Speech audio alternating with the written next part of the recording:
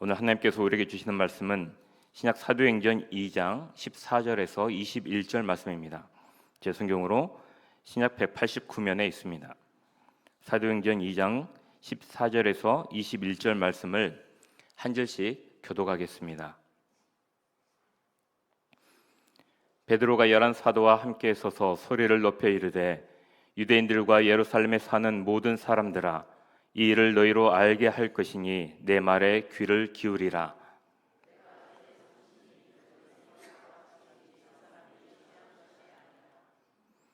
이는 곧 선지자 요엘을 통하여 말씀하신 것이니 일러스되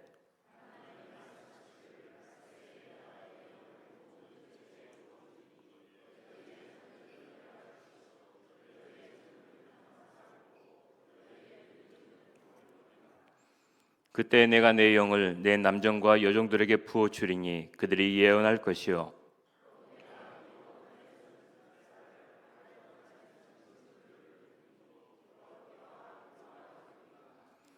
주의 크고 영화로운 날이 이르기 전에 해가 변하여 어두워지고 달이 변하여 피가 되리라.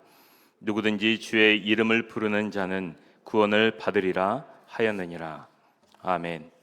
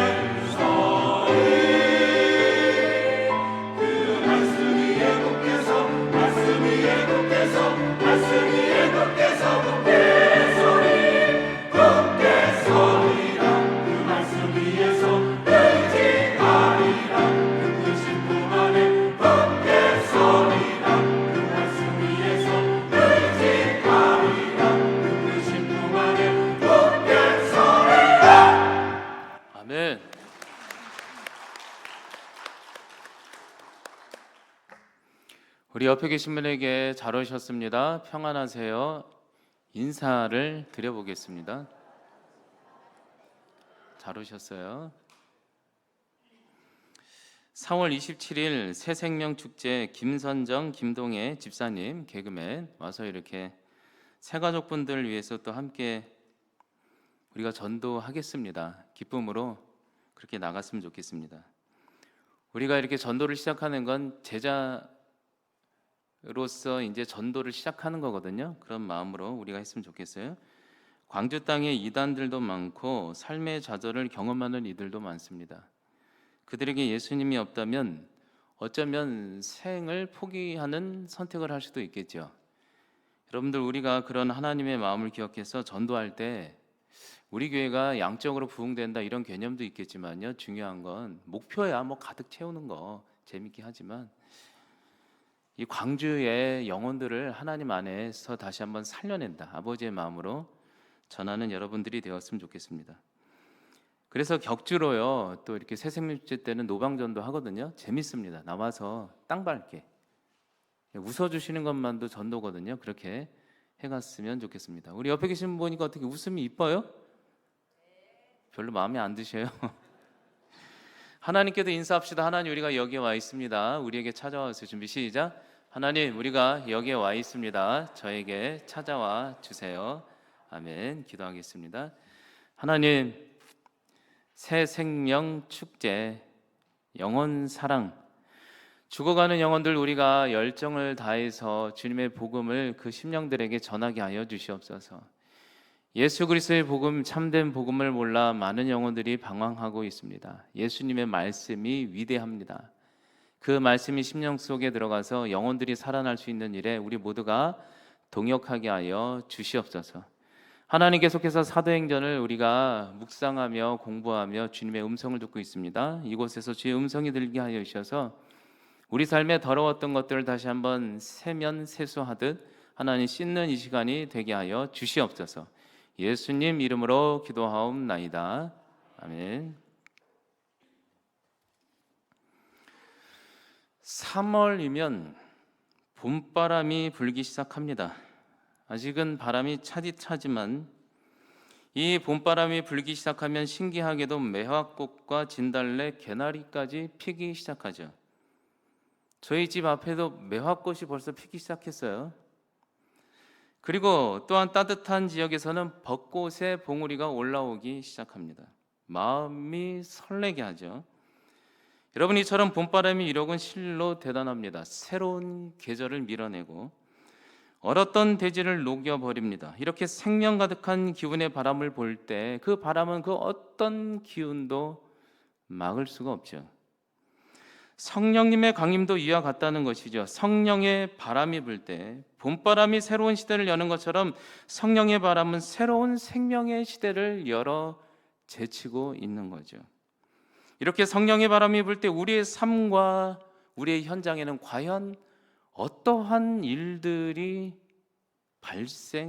일어날까? 오늘 말씀의 현장을 보도록 하겠습니다. 말씀에서 드디어 오순절 제자들이 모여 진심으로 기도할 때 계속 나눴죠. 약속했던 성령의 봄바람이 봄바람처럼 강하게 강림했다는 것입니다. 그러자 새로운 시대가 열렸죠. 2절입니다. 이렇게 얘기하고 있어요. 호련히 하늘로부터 급하고 강한 바람 같은 소리가 있어 그들의 온 집에 가득했다.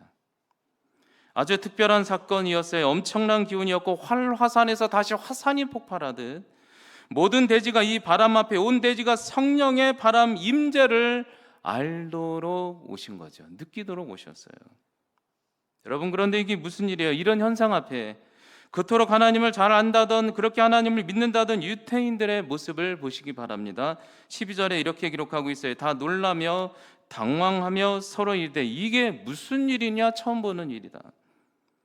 그들은 머리로만 하나님을 알았지 한 번도 성령 하나님에 대한 임재성, 인식을 못했던 그들이기에 당연히 성령님의 진짜 임재 앞에는 마치 처음 보는 것처럼 깜짝 놀라고 있었다 얘기하는 거죠. 여러분, 이게 어쩜 우리의 모습은 아닌지 반성해 볼 필요가 있죠. 혹시 여러분들은 성령의 봄바람을 느껴보신 적이 있습니까? 그 성령의 바람이 우리 삶에 그리고 교회 안에 다가올 때 과연 어떠한 일들이 생겨날까 기대해야 될까?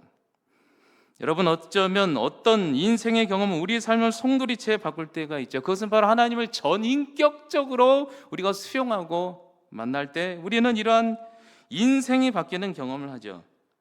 저도 처음 신학교 때 학교 기도탑에서 주님 배고프니 식권 달라고 기도했는데 그때 강권해서 다가온 성령 하나님의 좋은 만남은 저의 인생을 송두리째 바꿨어요. 아, 하나님만이 전 우주의 인생의 통치자이시구나. 그분은 사랑이야.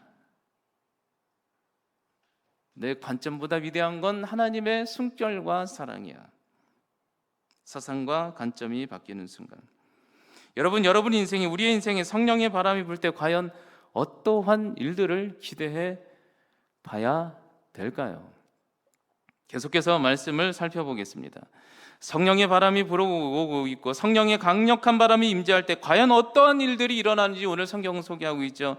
6절에 이렇게 얘기하고 있어요. 이 소리가 성령의 바람의 소리가 나매 큰 무리가 모여 각각 자기의 방언으로 제자들이 말하는 일을 듣고 모두가 다 소동하여 다 놀라 신기하게 이르되 이 말하는 사람이 예전에는 갈릴리 사람이 아니었느냐. 성령의 바람이 불기 시작하고 있어요. 그 지역을 불어오기 시작하고 있어요. 겨울과 같은 대지에 복음이 없던 시대에 성령이 바람이 불기 시작하니까 신기하게도 주변의 제3자가 보기에도 어떻게 이런 일이 믿을 수 없는 일이 우리 안에 일어나는가 신기하다 하면서 소동이 일어났다는 거죠. 소동이. 저 사람 내가 알던 촌사람 갈릴리 사람인데 어디서 저런 열정이 생겨났지? 어디서 저런 방언이 터져나오지? 내가 그리스에서 왔는데 왜 내가 들리지? 신기하네. 여러분들에게 묻습니다. 여러분들과 저를 포함해서 여러분들이 신앙생활하면서 주변에서 신기해한 적이 있습니까? 막 소동이 일어났습니까? 왜 웃으십니까? 소동이 없었다면 과연 우리는 성령 하나님을 인식하며 만나며 살아왔던 것일까? 제가 이 본문을 큐티할 때 당시 조정희 권사님 몇 번 얘기 드렸죠. 사역을 할 때 그 시기였습니다. 이 본문 할 때 그날이었어요. 코로나도 주한교회가 정부의 요청으로 주일날 문을 굳게 닫았습니다. 교회가 망한다는 얘기가 막 여기저기 들려왔습니다. 그런데 신기하게 이것을 큐티하는 그날 신기하게 놀라운 것은 그때 조정희 권사님이 갑자기 연락이 온 거예요. 그러면서 목사님 세 가족을 100명이나 전도해 왔대요. 그러더니 아무도 없어서 목사님이라도 기도해달라고 연락이 온 거예요. 그래서 친해진 거죠. 그때 제 주변에 있는 목사님들도 깜짝 놀랐어요. 제가 나가봤는데 정말 100명이 온 거예요. 코로나 때 마스크 쓰고 세상에. 그래서 제가 깜짝 놀랐어요. 제가 회개했어요. 와, 이게 어찌된 일인가. 본인이 직접 얘기도 했잖아요. 안 된다고 할 때 제가 깨졌어요. 하나님이면 되는구나. 과연 여러분 모습 속에 이러한 긍정적인 소동이 일어나고 있습니까? 소동.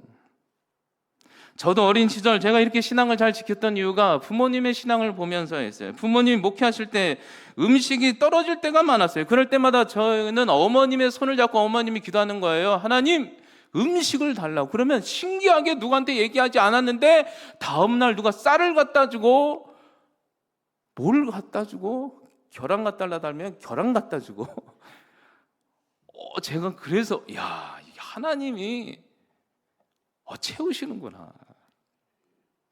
그런 어머니와 같은 아내를 만나게 해달라고 했더니 우리 아내도 똑같아요. 막 없으면 기도를 해요. 저를 잡고 기도하면 신기해요. 정말 필요한 것을 다음날 채워주세요.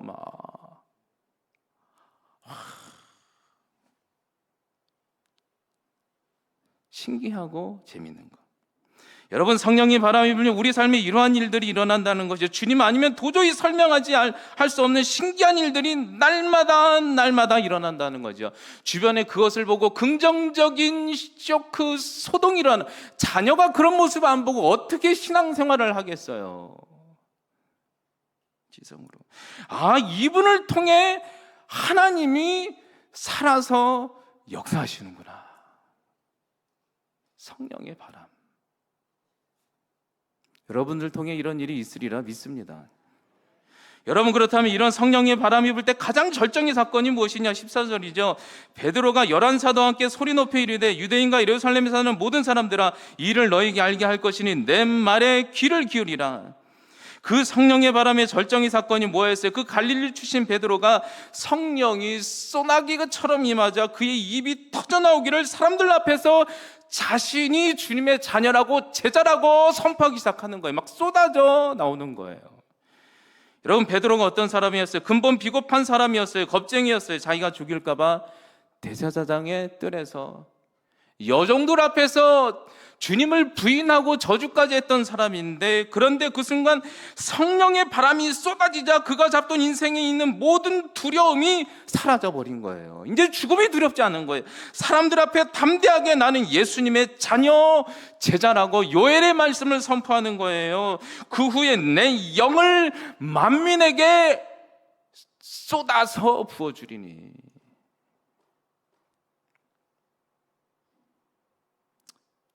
막 은혜를 막 부어준대요. 비사이로 막가 이런 게 안 된다는 거예요. 한 분을 소개하겠습니다. 서울대 법대 명예교수이신 권호승 장로님을 한번 소개해드리도록 하겠습니다. 이분은 늦깎이 40대 예수님을 믿었다고 합니다. 영접했대요. 이분이 그때 결정하기를 성령님께서 앞으로 인도하는 곳에 내가 강의를 무료로 해드릴 거야 결정을 했다고 합니다.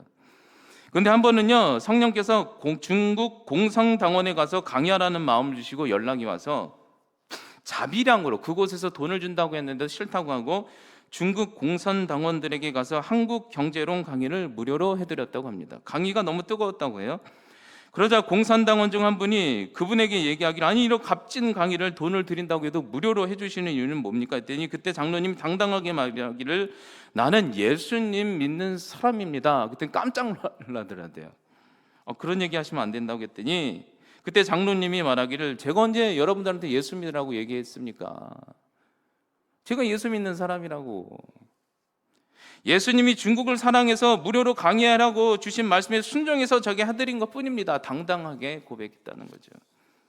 그리고 그 이후 식사 이후에 보니 중국 여성 간부들의 얼굴이 너무나도 창백하고 어두워져 있더래요. 그래서 그때 강 장로님 앞에 하나님께서 마음을 주시는데 그런 마음을 주셨대요. 장로님이 말하기를, 여러분들 혹시 얼굴이 어두운 이유가 여성 간부들 앞에서 남편분한테 사랑한다는 말을 전혀 못 들어서 그렇게 얼굴이 어둡게 사냐고 했더니 맞다고 그러는 거예요. 맞다고. 그러자 이 장로님이 말하기를, 나도 예수님 믿기 전에 아내에게 그렇게 쌀쌀맞게 대했는데 이제는 예수님을 영접하고 나서는 아내에게 사랑한다는 말을 하루에 3번씩이나 고백한다고 했다고 했더니 여성 간부들이 너무너무 좋아했다는 거죠. 여러분, 성령님이 임하면 당당히 우리가 주님의 자녀인 것을 밝히게 된다는 것이요. 진정한 전도가 뭐냐? 예수 믿기라고 하기 전에 내가 예수 믿는 살아계신 그 하나님의 말씀대로 사는 사람이라고 얘기하는 게 전도죠.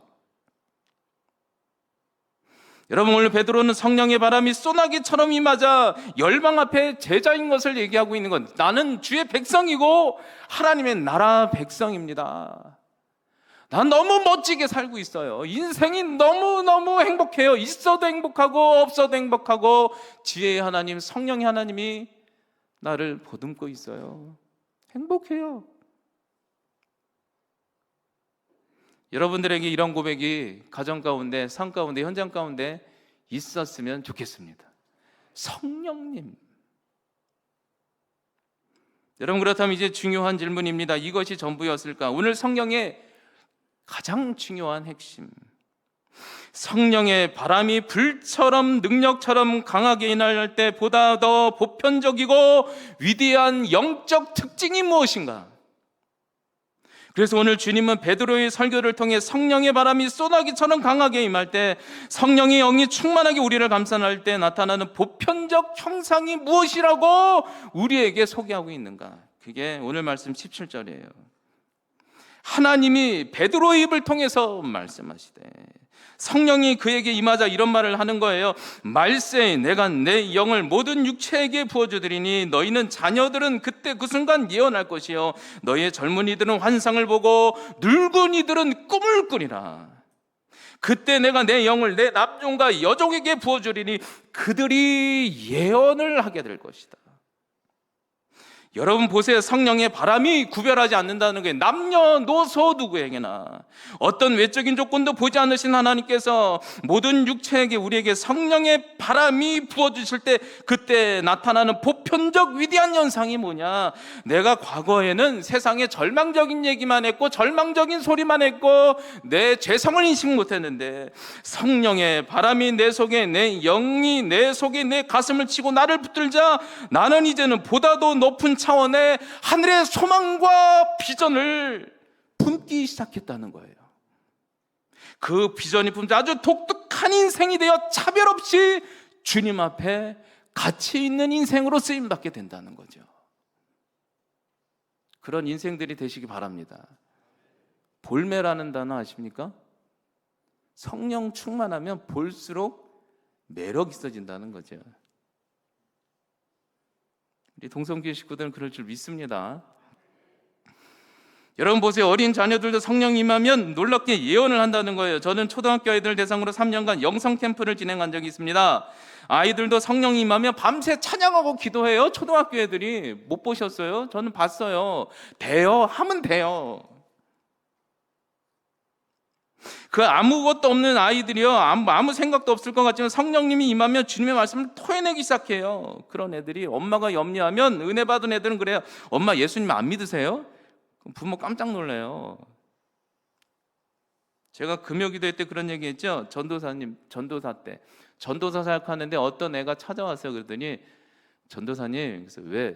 그랬더니 전도사님 이름이 전도사님인데 왜 전도를 안 하세요? 그래가지고 제가 와, 이게 얘가 성령님이 임했구나. 요크루트 들고 1년간 전도했다고 금요기도회 때 얘기했죠.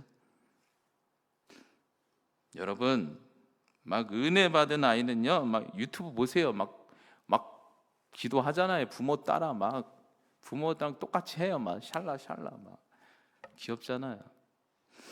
여러분, 젊은 세대도 성령 임하면 헛된 망상이 아니라 환상을 바라본다는 거죠. 세상의 헛된 건 돈과 망상이 아니라 오히려 망상의 문화를 거부하고 보다도 높은 차원의 진정한 하늘의 소망과 환상을 바라본다는 거죠. 우리 청년들 이번에 다바오 필리핀 선교 갔다 오지 않았습니까? 현지인 선교사님 우리 교회 와서 저에게 얘기했어요. 청년들 보고 너무너무 감동받았다고. 그 아이들이 그 현지에 갔더니 아이들 너무 잘 섬겨서 아이들의 가슴이 뜨거워져서 돌아왔다고. 여러분, 성령 하나님 임하면 청년들도 우리도 특별해지는 거예요. 보세요. 성령님이 임하면 노인도 꿈을 꾼대요. 노인도. 믿으십니까?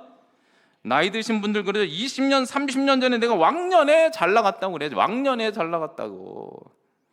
여러분, 그런데 한번 생각해 보시기 바랍니다. 과거밖에 할 일이 없으면, 할 말이 없으면 얼마나 지금은 비참한 인생인가. 그런데 성령님이 임하면, 성령이 바람이 임하면 복음의 심장이 그때부터 마구마구 노인인데도 뛴다는 거예요. 디모데후서에서 나와 있죠. 그리고 사도행전 끝에서도 나와 있죠. 노년의 바울이 고백하기를 내가 선한 싸움을 싸우고 달려갈 길을 마쳤다.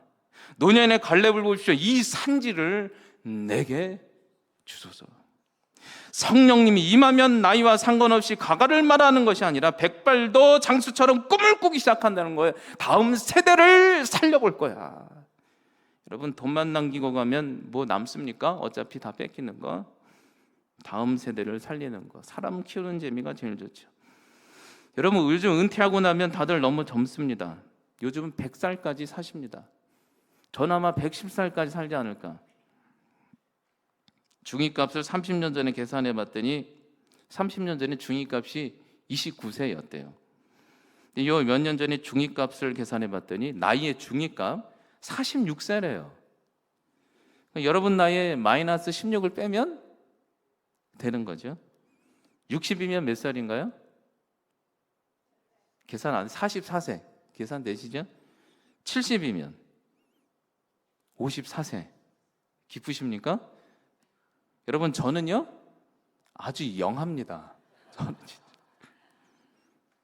성령이 임하면 청년이 되는 거죠. 성령이 임하면 그 순간이 우리 인생의 전성기입니다. 꿈을 꾸는 거예요. 성령이 없으면 젊어도 늙은 자와 같이 생각하죠. 요즘 보세요. 무조건 안 된대요. 왜 안 돼요? 인생이 하면 돼요. 하나님이 계시면. 성령님이 임하면 내일 죽음을 맞이해도 더 높은 차원의 하늘의 꿈을 꾸는 거예요. 독특한 인생으로 살아가는 거예요. 오늘 죽어도 내가 기도를 해도 마음을 해도 다음 세대를 살릴 거다. 과거 얘기하는 게 아니고. 그런 여러분들과 교회가 되었으면 좋겠습니다. 교회도 성령님이 없으면 그냥 과거 막 피아노를 여기서 여기 옮기는 것도 문제고, 현재 미래지향적 살린다. 여러분, 그렇다면 하나만 더 봅시다. 왜 주님은 이렇게 지금 이 세대와 우리에게 이런 성령의 바람을 강력하게 부어주실까? 독특한 인생으로 성장시키는가? 요엘서 2장을 그대로 베드로가 얘기하고 있죠. 19절에 이렇게 마무리를 짓고 있는 거예요. 또 내가 위로부터 하늘에서부터 기사를 아래서부터 땅에로 징조를 베풀리니 곧 그때가 피와 불과 연기와 같은 때다. 주의 크고 영화로운 날이 이르기 전에 해가 변하고 어두워지고 달이 변하여 피가 되리라. 누구든지 주의 이름을 부르는 자는 구원을 얻으리라. 말세에는 빛을 잃고 어두워지고 세상이 달빛 변해서 피가 된다는 거죠. 그때는 누구든지 주님의 이름을 부르는 자는 구원을 받으리라. 여러분, 시대가 마지막 때 아닙니까? 마지막 때가 가까웠으니 주님이 너무나도 급박해서 모든 열방과 자녀를 구원하기에 그분의 자녀를 우리를 부르시고 사용하기에 우리에게 성령의 강력한 바람을 부어주신다는 거죠. 영원, 구원. 요즘은 말세죠. 날씨도 이상하죠. 요 몇 년 전 신문 기사에 우리나라 최고 S그룹 매년마다 체육대회를 했다고 해요. 신기하게 체육대회 할 때마다 비가 왔다는 것입니다. 그래서 한 번은 S그룹 이사장님이 친구가 기상청장인데 안 되겠다, 너가 좀 날씨를 잡아줘라. 그랬더니 기상청장 친구가 날씨를 잡아줬대. 이날 하면 괜찮아. 꼭 집어줬대요. 그래서 그 잡힌 날씨에 체육대회를 했는데 그날 역시 비가 왔을까요? 안 왔을까요? 비가 억수같이 쏟아졌다는 거죠. 그래가지고 화가 나가지고 그 기사에 있어요. 찾아보세요. 그래서 화가 나가서 기상청장이 제 친구에게 이 이사님이 가서 막 따졌대요. 아니 기상청장 이것도 못 맞추냐 했더니 기상청장이 그 친구에게 했던 말이 뭐냐면, 야, 나도 안 믿는 기상청 날씨를 왜 네가 믿고 난리냐 그랬다는 거죠. 여러분, 요새를 정세를 보시기 바랍니다. 팬데믹으로 수많은 사람이 죽고 독감은 왜 이렇게 무서워졌는지. 걸리면 낫질 않아요. 전쟁은 여러 곳에서 잦아지고 국가 간의 이해의 충돌과 불안, 지구온난화, 우주의 재난. 이제는요, 우리만 종말을 얘기하는 게 아니라 그냥 안 믿는 사람도 더 종말을 얘기해요. 우리만 종말을 얘기 안 해요. 오죽하면은 화성 가겠다고 아시잖아요. 이대로 죽을 수는 없다고. 그런 사람까지 나왔죠. 여러분, 이러한 시대에 베드로가 성령 충만을 받고 쏟아낸 설교의 핵심이 누구든지 주의 이름을 부르는 자는 구원을 얻으리라. 지금 마지막 때입니다. 주님이 시대가 급박해서 우리를 부르고 계십니다. 성령의 바람을 부어주실 것입니다. 여러분, 성령의 바람이 여러분 인생 가운데 부을 때 신기한 일이 일어나고 역사가 일어나고 예수 믿는 자로 당당하게 얘기하고 여러분들의 가족과 권속과 이 광주의 영혼들을 하나님이 구원시켜 주시리라 믿습니다. 마지막으로 19세 어린 나이 과부의 유명한 이야를 제가 읽어드리며 마치겠습니다. 19세 어린 나이 과부 이야기입니다. 100년 전 일이에요. 충남 예산 산골 마을에 어떤 처녀가 17세에 결혼해서 시집살이를 하다가 17세 결혼해서 19세의 과부가 되었다고 합니다. 동네 사람들이 그녀를 보고 아쉽게 꽃이 피다 말았네 라고 했을 정도라고 합니다. 그러던 어느 날 19살 된 어린 과부는 자신의 인생이 너무나도 기구하고 창피해서 하루는 결심해서 거울 앞에서 자신의 머리를 사정없이 밀어버렸다고 합니다. 그리고 그녀가 다짐하기를 이런 자신의 운명에 절대 좌절해서는 안 되겠다 생각하고는 그래서 용기를 내어 바로 서울로 올라가 지인의 소개로 어느 부잣집 가정부로 들어가서 거기서 일하게 되었다는 것입니다. 그녀는 그곳에서 그 누구보다도 열심히 일했습니다. 그래서 그 주인네에게 인정을 받게 되죠. 그러자 그 소녀는 한 번은 크게 용기를 내어 주인집 어르신들에게 두 가지를 부탁했다고 해요. 어르신이 좋았나 봐요. 하나는 제가 일어나지만 주일날 반드시 교회 나갈 수 있게 해주세요. 그리고 또 하나는 야간 학교라도 좋으니 공부 한번 시켜주세요 라고 했다는 것이죠. 그러자 그 집주인은 기특해서였는지 젊은 과부의 소박한 소원이니 들어주기로 하였고, 그래서 그녀는 당시 이화 여학당 야간부로 들어가서 열심히 공부하게 되었다고 해요. 주일날에는 한 번도 교회에 빠진 적이 없고 주님 앞에 예배를 드렸대요. 그 이후 그녀는 학교에서 공부를 열심히 했더니 놀랍게도요, 인정을 받아 장학생이 되었고, 학교에서는 그녀를 더욱더 그 실력과 인품을 인정해서 결국에는 모범생으로 선발되어 그녀를 일본으로 유학 보내게 됩니다. 그래서 그곳에서 그는 더욱더 열심히 공부해서 우수한 성적으로 소정의 과정을 마치고 귀국하게 되죠. 본국으로 건너와서도 실력을 인정받아 열심히 살아 당시 조선총독부 장학사로 일하게 되었습니다. 그러다 그 이후 해방과 함께 그녀는 그래서 주님의 제자들을 세우겠다는 일념으로 학교를 세우게 되는데 그 학교가 숙명여자대학교가 되었습니다. 그리고 그녀는 초대학장이 되었습니다. 바로 그분이 서울에서 식모살이를 했던 19세의 과부 임숙재 선생님이십니다. 임숙재 선생님은 제자들에게 항상 했던 말의 내용이 있다고 합니다. 읽어드리겠습니다. 이렇게 했대요. 인생에서 바르게 성공하고 싶으십니까? 그렇다면 고난이라는 숙제, 고난이라는 환경을 저 임숙재처럼 하나님과 함께 동행하며 이겨내시기를 바랍니다. 신기하게도 성령 하나님은 그 고난이 훗날에는 무슨 일에서든지 극복할 수 있는 보다 더 높은 차원의 비전과 능력으로 발휘하게 해주실 것입니다. 오늘 제자들에게 성령의 봄바람이 불어왔어요. 소동이 일어났어요. 베드로는 이제는 변화되어 담대하게 아이들과 젊은이들, 노인까지 차별 없이 성령을 부어주시어 열방에 복음을 전하게 하실 것이라고 선포하고 있죠. 이제 우리의 차례입니다. 주님은 이 마지막 때 모든 열방의 복음을 전하라고 여러분들의 가정과 여러분들의 자녀와 교회에 강력한 성령의 바람을 더하실 것입니다. 그때 우리는 이 쏟아지는 성령의 충만을 받아 베드로처럼 담대하게 예수님의 복음을 열방에 전해 모든 이들을 구원하는 동성의 식구들이 되었으면 좋겠습니다. 제가 기도하겠습니다. 하나님, 성령의 바람 우리가 인식하며 살아갑니까? 성령의 바람이 우리 가운데 불어올 때 신기한 일들, 주님 아니면 설명되지 않는 일들이 일어나게 하여 주시고 예수 믿는 자녀라는 것을 만방에 알리게 하여 주시고 하나님, 우리가 말씀을 쏟아낼 때 절망했던 젊은 세대들과 노인들까지 연로하신 분, 어르신들까지 하나님 그 인생의 예언과 소망을 말하게 하여 주셔서 그 영혼들이 죽음을 선택하는 것이 아니라 하나님 부정적인 이단 속에 빠지는 것이 아니라 예수 믿고 구원받아서 인생이 살아나게 하여 주시옵소서. 그것이 우리 인생의 간증이 되게 하여 주시옵소서. 예수님의 이름으로 기도하옵나이다. 아멘.